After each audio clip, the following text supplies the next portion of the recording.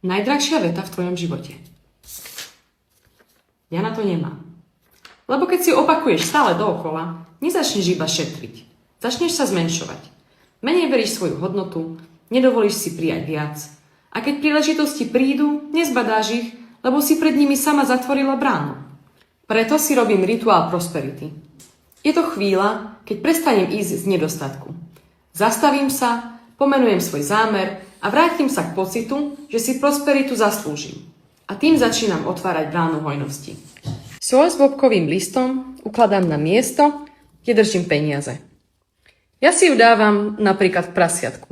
Ty si ju môžeš dať k peňaženke, k pokladničke alebo na miesto, ktoré máš spojené s financiami.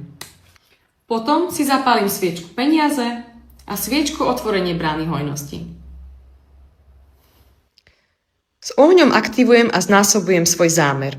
A aby som rituál ešte viac posilnila, na papier si napíšem afirmáciu. Hojnosť nestačí len chcieť. Treba jej prestať zatvárať dvere. Ak máš pocit, že potrebuješ zmenu aj ty, objednaj si tento rituál ešte dnes.